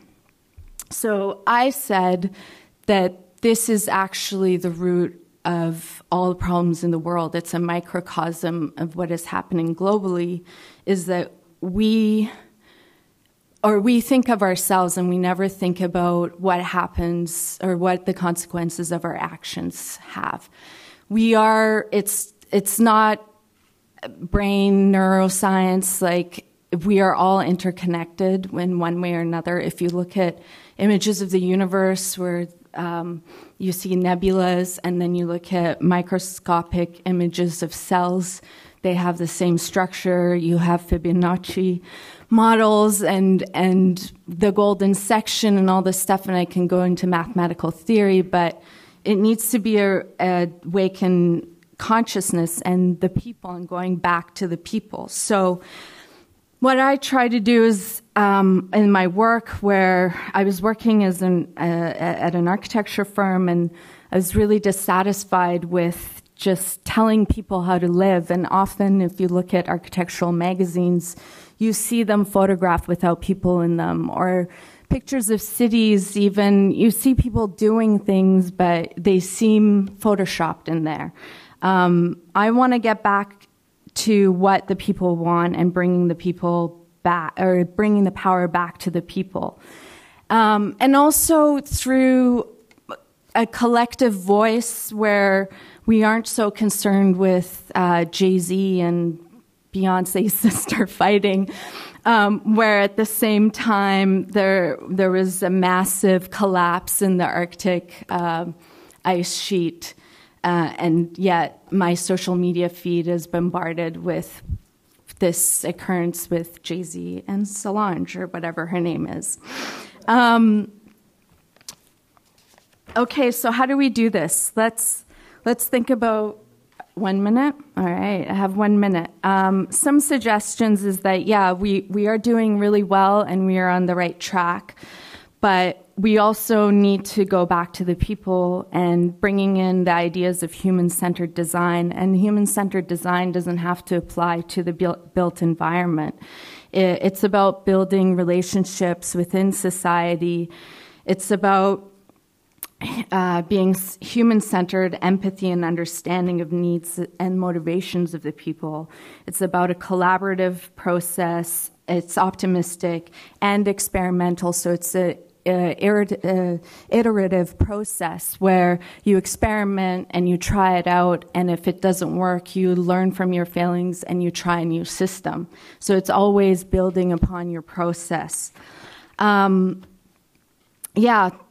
want to invite you to not be complacent. I find in Vancouver a lot of people don't speak their minds, and that has to do with a number of things, but I want to bring the voice back to you and have you tell the people that we have voted into power, the people that are practitioners, what you would like your greenest city to be, and to create partnerships and relationships within your community to foster this, not just this local, but regional, national, and global collective consciousness for a better future and a better well-being.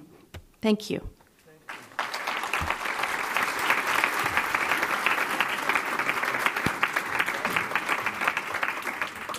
I like how things work out. That's a very perfect segue into the fact that you are going to be participating very shortly in this. And we're going to stop talking at you. We're going to start listening to you. The second diagram that Mitra had up, I think, right? The bottom one. But let me just ask a few questions first while those cards are flowing and people are formulating their questions, right? Okay. I'm wondering, Sadhu, if you could tell me how many, where you get your ideas from at City Hall. Where do you get your good, cool ideas about how to make a green future? Do some of them kind of bubble up from the citizens, or are you surfing the cool blogs, or what? Where do the ideas come from? All over the place, really. Yeah. I mean, when we did the Greenest City Action Plan itself, we did a ton of discussions with the residents of Vancouver. We got over 800 ideas were submitted online, and people got to vote on them. And then the top ideas that floated to the top 5, they got to come and present in a kind of Dragon's Den style session to the mayor and council and some other folks in the field. And one of the top ideas that came out of that was City Studio. They presented their concept to us, and we then invested in it, making it happen. And now we have over 50,000 hours of student and faculty time that have been spent in the last 2 years helping to implement the Greenest City Action Plan and address the challenges in it. So that was one where it was a few faculty and some students that had that idea. It bubbled up, and we helped to enable it, but we don't own it. It's really owned by them. And so places like that. I also am part of a network called the Urban Sustainability Directors Network, and it's I actually founded it when I was in the mayor's office in Chicago because I was really struggling to find out where to get this kind of information. It's hard to get it on Google, and what you get there is kind of the fancy case study that's written up. So we started a network of folks on the ground working for cities to engage with each other, and there's now 120 of us. We get together once a year. We're staff in the senior leadership positions in cities from New York to LA and Chicago and Vancouver and many others, and we have regular calls where we share ideas and website, and it's really, we now represent 53 million residents, urban residents in North America, and most of what you hear about are things that didn't work. It's really a great place to be honest and talk about the challenges as well as some of the great things to emulate. And if people in the audience wanted to plug in after this, how would they do that? Is there a way to kind of, a special way to send an idea or engage with City Hall around some of these issues, or?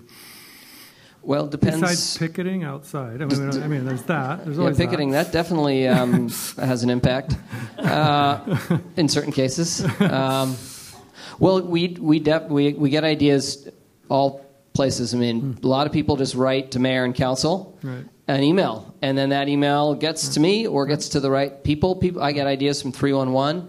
I can't tell you how many cold calls I get from people or businesses saying, "Hey, I got an idea. Will you meet with me?" And sometimes I'm the person that meets with them. Other times it's city staff. So it kind of depends on if it's just a random idea versus if it's something somebody wants to do and they want to engage. I mean, I remember Shauna Sylvester, you said, we want to do this Carbon Talks thing, and we didn't know each other. You called me out of the blue, and we've worked together on I don't know how many Carbon Talks with the city. And so different things kind of stir up from different places. Good. All right. I noticed that most of the people up here have one sort of relationship or another with the wireless moment. I mean, Geoff writes for the Tyee. Mitra, you've done what is the pop-up town hall, mobile town hall? The name is changing now, but it's essentially Town Hall 2.0, and it's a mobile structure that will move around town. Oh, so it's not mobile like a mobile phone. It's the old-fashioned idea of mobile. It rolls around on wheels. Okay. We would hope that it would incorporate data collection through some sort of technological, available technology, so people can through web app or mobile app. But it's kind of a stepping stone up from just providing regular services, but having people curate, or citizens curate, what they want to happen in the space and create dialogue of issues pertaining to their specific neighborhood, because every neighborhood is different than the other and they're very diverse, but creating an interconnectedness eventually as a city fabric. Definitely. I'll just put this out then to everybody, the whole 8, the people dozing off at the far end of the panel. You're back, there's a wide shot now, and you're back on the TV screen, yeah. And the band is playing, and so to get to the, but we are in the middle of this digital revolution. I'm wondering if any of you want to reflect on whether, either from the perspective of how it evolved, it either pretends to but doesn't really deliver citizen participation, or in an amazing way it does. So either on the citizen participation front or on the way in which wireless or digital technology is achieving real green achievements. Does anybody want to speak to that? And if Vancouver's a home for that kind of cutting edge stuff? Anybody? Yes. Yeah. So Geoff, and then I see Michael. You want to talk too? So there's 2 at least. Yeah. Okay. Go ahead, Geoff. So I did a story about a year ago on the Internet of Things, and this is a scary future layer of the Internet. Well, not so future. It's being built right now, where all the objects in our lives are networked and talk to each other. And as I found out in the researching of that story, there is a company in Richmond that's actually building a lot of the infrastructure for this. And it's an interesting moment. I spoke to a futurist based in Switzerland who assured me calmly that this Internet of Things will solve climate change. He actually used the word solve, but then he said it's going to create a problem even worse than that. Oh, no. So for a brief second there. For the briefest second, but in the process of wiring our world, we're going to be giving so much power to the Googles and Amazons of the world that they'll basically take the place of the Exxons and Shells. So I'll let someone else take that idea how they may. Michael, you got anything happier to say than that? Well, I noticed that... Can you hear me? Yeah. Yeah. I did notice that the best way to get an audience upset with you is to criticize their use of portable devices. Okay. But here I go anyway. I think it's an enormous distraction. I am very concerned about it. I have noticed actually that it's really hard to take care of your basic needs, like, for example, growing food, which we still, I think most of us here rely on food to some degree. It's not going to, the revolution may be talked about online, but it sure as hell isn't going to happen online. At some point, people are going to have to put down their devices and roll up their sleeves and do some real work. Mm-hmm. And, one of our staff members at Soul Food pointed out that all these people walking around, it looks like everybody's praying. I thought that was a pretty interesting observation. But, I do see, I'm not entirely blind to the values that are associated with digital technology. But I have to say that I think that the dangers far, in my view, outweigh the potential values. And my whole life has been spent trying to get people into the world, being present with the real world, doing real things that have to be done for us to live and eat by. So we don't have an app yet that can pull weeds in your garden. Okay. Still looking for that. Yeah, did anybody else want to speak? If you're pulling weeds, you're too late, by the way. Yeah, okay. So we don't weed, we cultivate. Oh, I'm sorry. Okay. I wasn't going to say anything, but just because those two things were so negative, I thought that I would pipe in with something positive. One of the things, again, in Mumbai that I was very inspired by was the initiative to create a centralized data platform. And I know that when you say things like centralized data platform, everyone's like, oh, data, big data, we're totally done with that. But the reason I think that it resonated with me, the reason that this was coming about is that Mumbai as a city has very little data collection of its own. It's really challenging to collect data, and a lot of the best data that's coming out is actually from grassroots organizations, because they're the ones that are out there with barefoot researchers and whatnot, collecting data in the only way that you possibly can in a place like that. So what they were trying to do was build a system where all of these different types of data could come together and be used in the same way. And this was an initiative that was done with the goal of having more data-led planning, because a lot of the time when the city is being planned, they just have absolutely no idea what they're planning for. So what I took away from that, and this came from me thinking about my experiences as a journalist in Vancouver, not necessarily Vancouver, but Canada as a whole, where we're having our censuses being cut. Data is, although we have greater access to data in some ways, our data is increasingly censored, and what's being collected is increasingly getting cut by the powers that be. I think there is actually a lot of opportunity, if it's done well, to circumvent that very, very, very terrifying reality with the proper tools. And if we don't do that, I think we're not seeing the effects of it now, because this type of thing has just started happening. Scientists aren't allowed to talk to the press anymore. They're not allowed to release certain data. Our census is being cut, all this type of thing. 20 years, 30 years, 40 years down the road, we are going to have, a very skewed view of where we've been coming from and where we need to go. And so I think that if there's one opportunity for creating a better city and creating a better, province, country, planning better, that type of thing, it is in starting now to get something like that set up, that we can make sure that we're actually using data properly. And able to tell the stories that we need to tell ourselves in order to figure out what we need to do. Great. Okay. Did any cards ever materialize? Yay. And does anybody want to ask a question from the audience? And in the meanwhile, Emmy will put up on the screen what she's... That's fine. I'll start with these. She'll put up on the screen what she has typed already. Question in the back. Okay. Yeah. I recognize you. Hi, David. Andrea. How are you? Hi, everyone. My name's Andrea Reimer. I'm a city councillor, and I'm the lead councillor on the Greenest City Initiative. So I know some of you know this, but for the benefit of those in the audience, the Greenest City was established in 2009.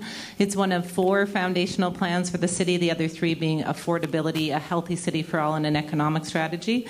But since tonight we're here to talk Greenest City, I would say that in 5 years, Sadhu pointed to some of the stats, but it really has made some remarkable progress. We've had a 16% decrease in water usage, a 40% decrease in waste, a 10% increase in active transportation, as Sadhu mentioned, a 5% overall decrease in GHG emissions, and a 10% decrease per capita, and thousands of new green jobs, and many of those aimed at the people who most need those jobs. But none of that actually will matter if the Kinder Morgan proposal is approved. In a matter of days, the emissions related to just the production of that diluted bitumen will wipe out all of the citywide gains that we've made here over a number of years in Vancouver, presumably close to 10 years by that point, should it be approved. So the question for you is it really worth trying to be the greenest city when we live in a country that the federal government is taking in the opposite direction as quickly as it can? Who wants to take that on?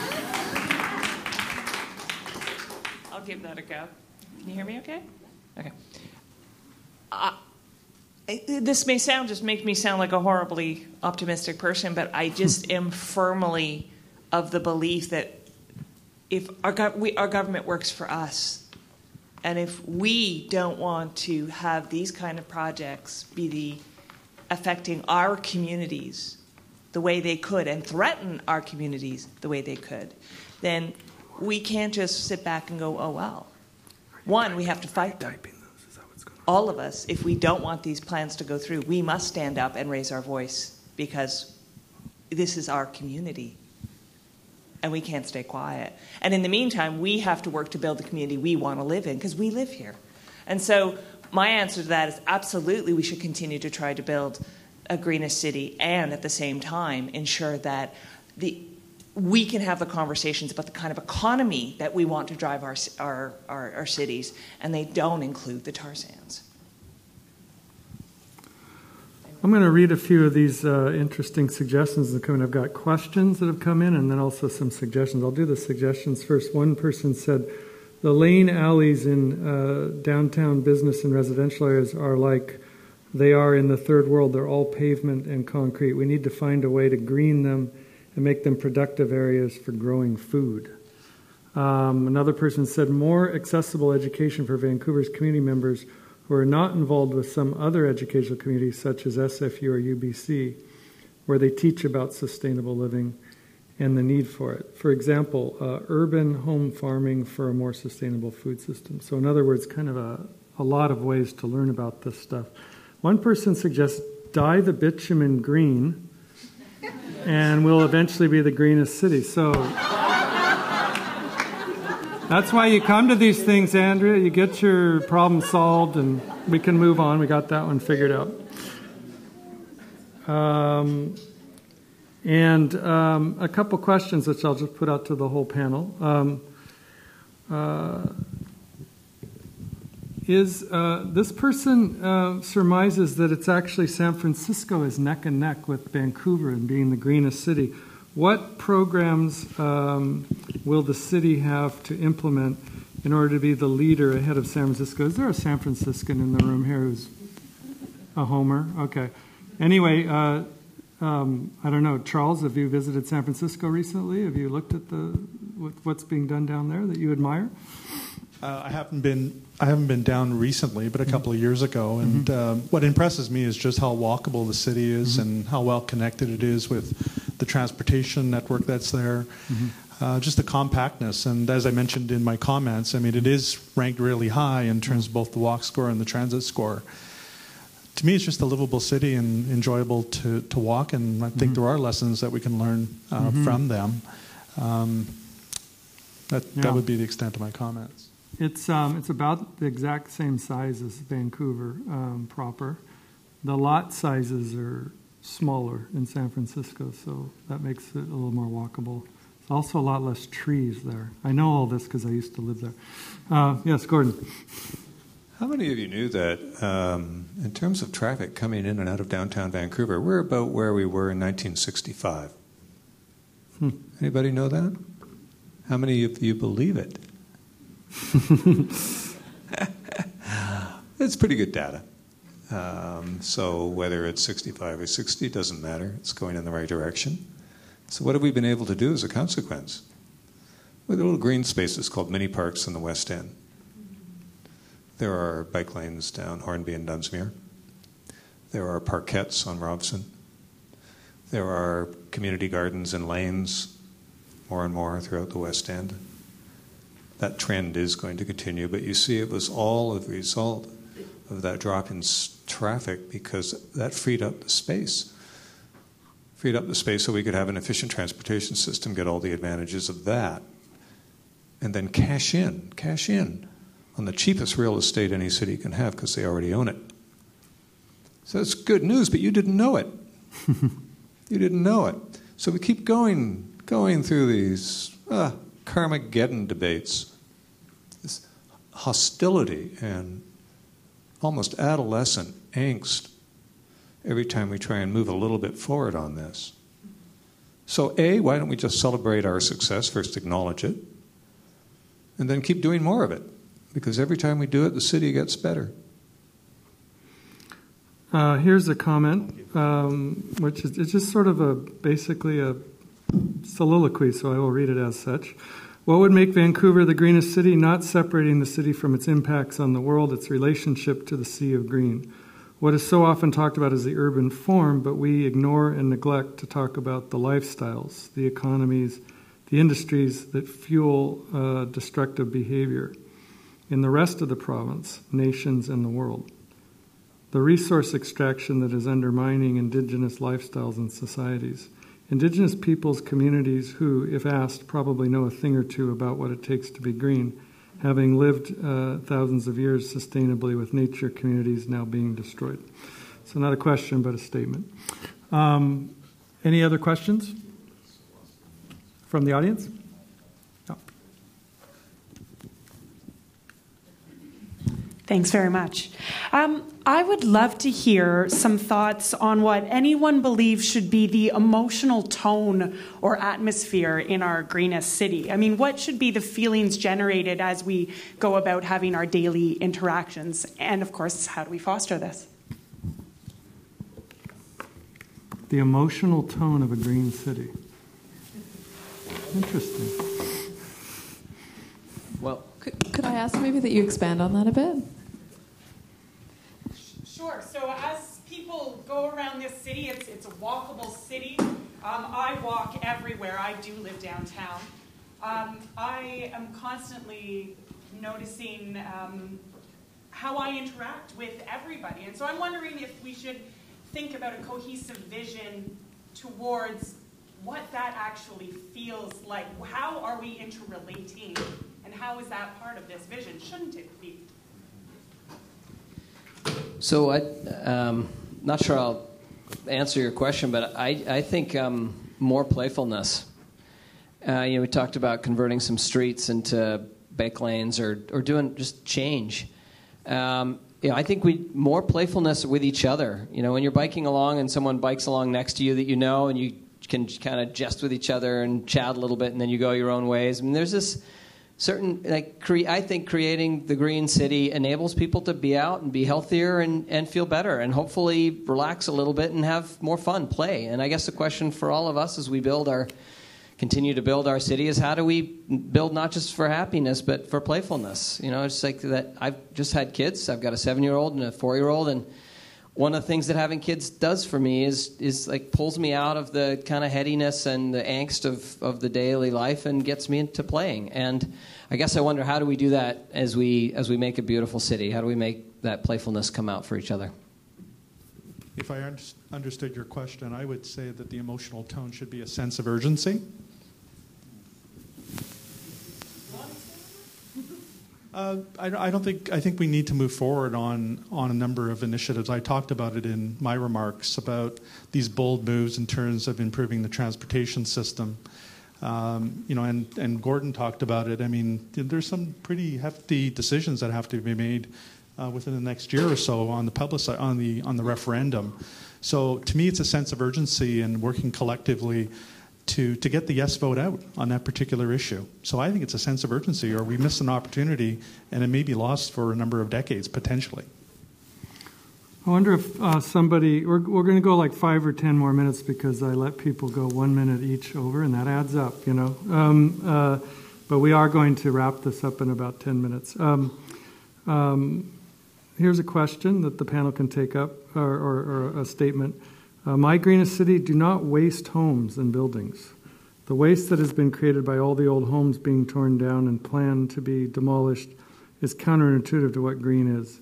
Isn't the Vancouver transfer station full? There should be a focus on creating a way for the older structures to be converted to be more green and create less of a footprint on the social and green ecology in Vancouver. And maybe Mitra or another designer could speak to the fact as well that how resilient and recyclable are glass condo buildings over the next 50 years? Really, like are they going to be a very kind of resilient and multi-purposable type of form, or is it kind of a one-off form?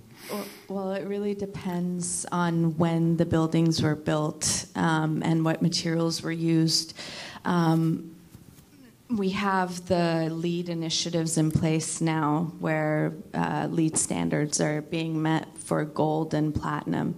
However, that's not the cradle-to-cradle model, which is my personal philosophy, is that you could have an accreditation system and you meet all the points and it's green, but the lifespan of a building is nowadays 50 years, built to be 50 years, and then what happens with those materials. few people talked about Cuba. I lived in Havana for 4 months. I did a study abroad there while I was in architecture school. And I thought that you brought up a great point that when your resources are cut off, people become resilient and resourceful themselves. So you inherently start recycling things. And the materials that tend to get recycled are materials that have a longer lifespan. It's quality versus quantity. And going to this, or the antithesis of what has been hammered into us as building or built environment practitioners through modernism, is that the machines for living in cleaner, slicker, which is beautiful and that can be attained, but the materials are this Fordian assembly line mass production system, which is controlled by the corporate environment, and now we can see how that has contributed to the socioeconomic collapse globally, and those things will not last. But materials that are natural, and it doesn't have to be like this hippy-dippy aesthetic of, like Earthship, you take bottles, but it can be an elegant way to design the materials to be either deteriorate on their own eventually, or to be of a higher quality and last longer. One point I also wanted to say and then I want to give Gordon a chance too, because we're going a little long. Yeah. This idea of sorry, I lost my thought here. You want to come back to it after maybe, Gordon chips in? Thanks. Okay. So Gordon, thanks for making me lose my thought. Sorry about that, but they didn't ask me to moderate because I was nice. Okay, I can guarantee you that. I appreciate. My reputation precedes me. Gordon, you oversaw a lot. You were in council while the livable downtown rose, the green glass towers. Are they going to be resilient? Are they going to be reusable, or are they going to be a thorn in our side in 50 or 75 years? There'll be some adaptive issues for sure. Yeah. I live in a 1958, one of those terrible modernist buildings. From an architectural point of view, it's about the nadir of design in the 20th century, but I got to tell you, it's terrific. Yeah. From living in it, and it's going to survive a long time. That's concrete. We just replaced, the roof. It'll go on. Yeah. It'll go on just fine. Okay, so we're about little over 100 years old. How many cities, I don't know, let's choose Paris, London, or any of them, have most of their buildings being the first things that were ever built on raw soil? That's true for almost everything in Vancouver, except for a bit of stuff around here. The expectation that we're going to keep on the ground everything that we built in the last century goes against the human experience. We could do it, but if you want this place to be even remotely affordable and to begin to be flexible in a way that we're going to have to be, that's not in the cards. Okay. Yay. See? It all worked out. It's with regards to affordability. We had a nerd jam about a month ago. Sadhu was there, and he spoke really. It was hard to follow him after that, but it was with a bunch of developers from the United States, the Urban Land Institute. And one of the hardest things, of course, there was a generational gap, older mentality, bigger homes, and a lot of the conference attendees were from the middle of the states where there is more land and bigger is better. However, the idea of selling affordability as green systems and this idea of self-sufficient homes where your entry cost is higher, but throughout time it will even itself out and be self-reliant and have to little or no cost. That's another thing that people forget about, and that's why I was talking about the shift in mentality where our barrier is this idea that most consumers do not accept this eco-life, even though greenwashing is taking over, but it's become this exploited consumerist marketing ploy that really we need to understand that logically a green way of life is a better life, not just economically, but socially, and it's better for your well-being. Let me read a comment from the audience that kind of jives with that. My greenest city is a city where I can lock my favorite bike downtown or near a transit station without worrying about it getting stolen or vandalized. I think that's kind of what you're talking about in terms of it's more of a lifestyle. We need a keyless bike storage system. I like who's this person? You get points for being concrete and to the point. All right. We need a keyless bike storage system, a common technological platform supported by the city, like pay-by-phone parking, with various parties building the lock-up facilities, TransLink, private landowners, the city. If bike sharing has been delayed, this is something that can start today. So it's sounding like you're invited to the next charrette. That's good. All right, one more question. Yeah. So I don't really understand real estate very well, but my sense is that it's expensive to buy a house because lots of people want to buy houses here. And if we green up the city and make it even better, won't that be even more of a problem? I wonder if they're like, I don't mean to be facetious, I'm actually curious. Like, I get we can make it cheaper to live with farms and transit and all that, but actually buying a house, is there a vision of how to make that more affordable? Or a home or a property or a single family house. Backyard, front yard, the whole thing? An apartment, anything. Okay.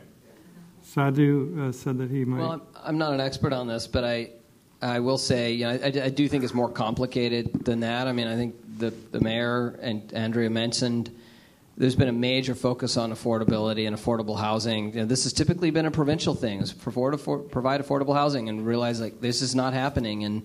And so they've been doing a ton on thinking about those dynamics and using what we can in terms of incentives and whatnot to get more affordable housing built, more rental built, more laneway homes, like providing opportunities to get more homes in the city to support the people that want to be here.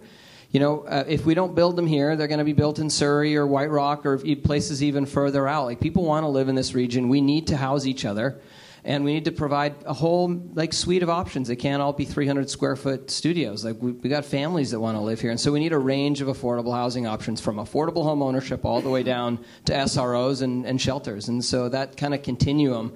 And it's impacted by all sorts of factors, from folks like us wanting to live here to other people coming here and wanting to live and buying big houses and tearing them down and building bigger ones. And there's just a lot of dynamics. And I think the city can play a role, but we only play one little part of it. Well, this could go on a while, obviously. And we have captured just about every comment that was made on a card. We have that. I hope everybody who had a question to ask pretty much got to ask it. I want to wrap it up, though, because we're 15 minutes over. And I have to maintain this reputation as a ruthless, slave driver of panelists, or else I won't be asked to do one of these again. So let me just thank our panelists. Thank you, Christianne, Sadhu, Geoff, Mitra, Christine, Charles, Michael, and Gordon. I want to really thank Emi Sasagawa, who has typed all this stuff.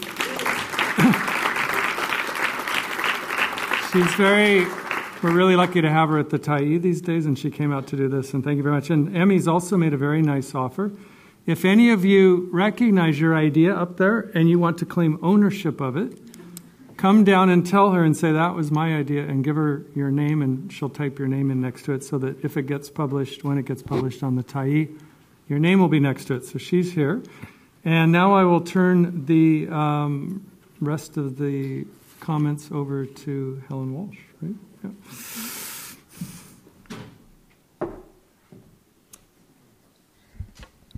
Please join me in once again thanking our panelists and also thanking our fantastic moderator.